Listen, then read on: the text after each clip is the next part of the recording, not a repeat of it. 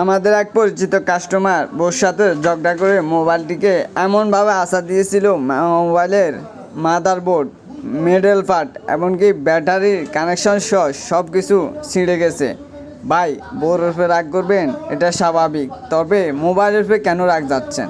এতে করে আপনার এখন 2000 থেকে 2500 টাকা আপনার পকেট থেকে যাচ্ছে। ভাই, বউকে নিয়ে ঝগড়া হবে, রাগ অভিমান হতে পারে, তাই বলে কি আপনার শখের ফোনটিকে আঁচা দিবেন? আচ্ছা দিয়ে আপনার পকেট থেকে কেন অর্থ অপচয় করতেছেন? এই মোবাইলটি এখন ঠিক করতে আপনার 2 থেকে 2.5 হাজার টাকা খরচ হয়েছিল। তাই বলতেছি ভাই, কখনো মোবাইলের উপরে জিদ দেখাবেন না, অথচ আপনার এই শখের মোবাইলটি আপনি ছাড়া চলতে পারবেন না, অর্থাৎ মোবাইল ছাড়া আপনি চলাই অসম্ভব। তাই বলতেছি ভাই, মোবাইলটি আপনার সুন্দরভাবে সূক্ষ্মভাবে ব্যবহার করুন, তাহলে আপনি অর্থ অপচয় এমনকি অর্থ খরচ থেকে বাঁচতে পারবেন।